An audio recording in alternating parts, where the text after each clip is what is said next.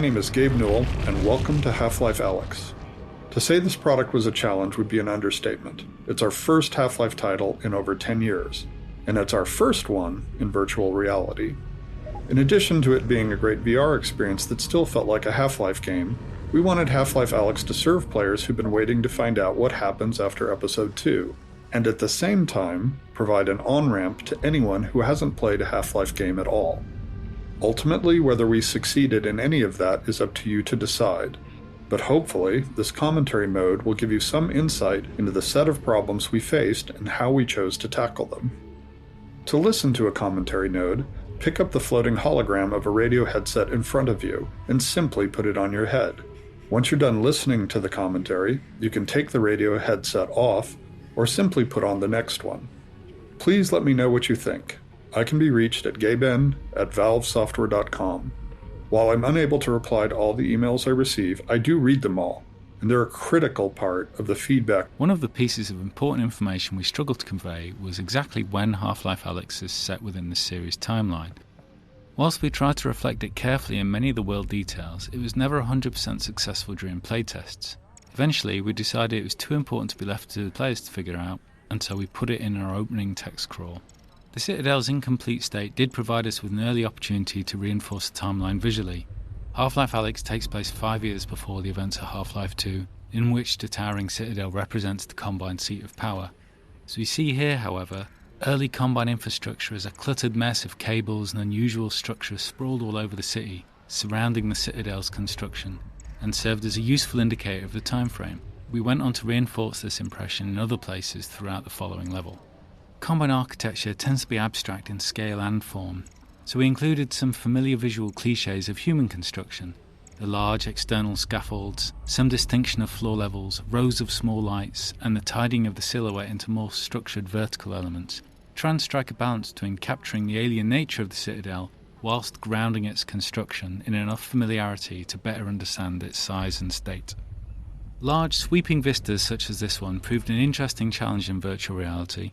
Their distance from the viewer means they don't benefit from stereoscopic vision the way that small close-up objects do. Because of this, the small objects on the balcony often draw the attention of the players before they've even noticed the imposing structure in the distance. If we moved the Citadel too close, it felt absurdly huge and difficult to take in. Yet placed alone on the horizon, it felt two-dimensional and flat. We found the solution in filling the space between the viewer and the distant structure with many scale references. The city itself, huge supply cables leading towards the vanishing point, large repeated Combine buildings, heavy pollution fog, careful lighting, and all the animated elements, especially the helicopter whose sound begins in the fade-in. All these were carefully composed to help draw the attention of the player to the Citadel first, before letting their attention wander to take in the details of the city, and settle ultimately on the inviting items here on the balcony. In these first areas of the game, we grappled a lot with the density and prioritization of the information we were conveying to the player. Playtesting showed us that players in VR were easily distracted, often due to better peripheral vision, such that they'd focus on one scene element while losing track of others. This was exacerbated in these first rooms because players were acclimatizing to being in VR, often for the first time. In addition, different players progress at different speeds. We saw some players spend 30 seconds on the opening balcony and others 30 minutes. As a result, we did a lot of iteration over the set of opening areas, each time. Initially, the video call from Eli took place in the later refuge room with the snark and camcorder, but players were often too engrossed in interacting with all of the detail in that room to pay attention to the conversation between Eli and Russell. We moved the video call out to the starting balcony, but there it distracted from the establishing shot of City 17 and the Citadel. It also came at a time when players were still figuring out core game elements like movement and hand interaction with the world. That collision made simple things hard, like when to show the player a movement tooltip if they immediately started the video call. Eventually, we settled on inserting the greenhouse between the starting balcony and the refuge, which allowed us to move the call to an area with a slightly obscured vista and fewer interactable objects. This avoided the distraction problems and ensured players were past the initial gameplay moments of figuring out their hardware and movement setup. It also had the bonus of allowing us to add further detail to the opening balcony and Alyx's refuge without fear of creating distractions from the video call.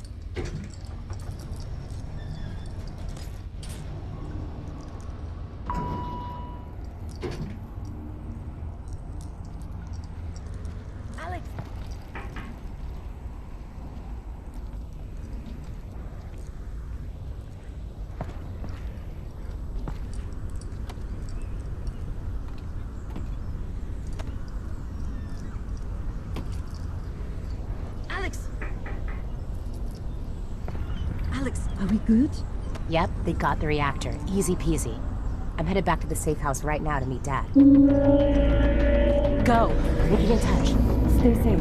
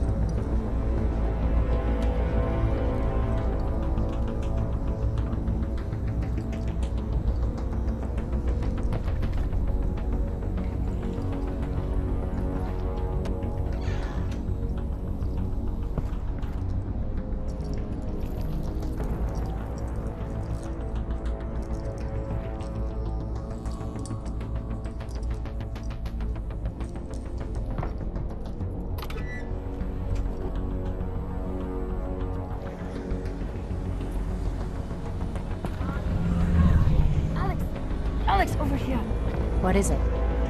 This doesn't seem like a routine sweep. Are you sure everything went okay?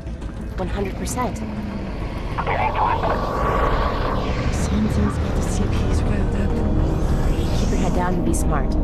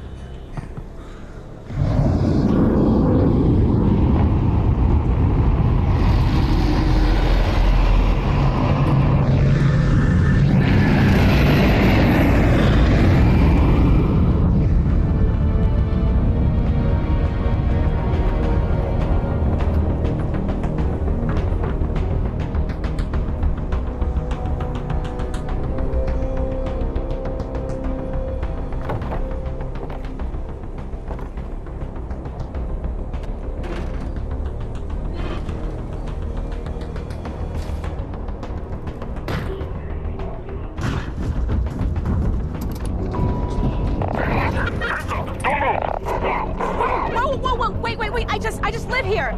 Probable anti-citizen. Keep those hands up! Wait! Don't shoot! Area secure, you mean?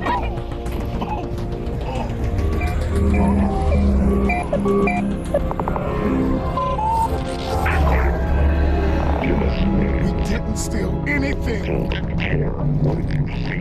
No one! I didn't see anyone! Get out and take them to transport. Dad!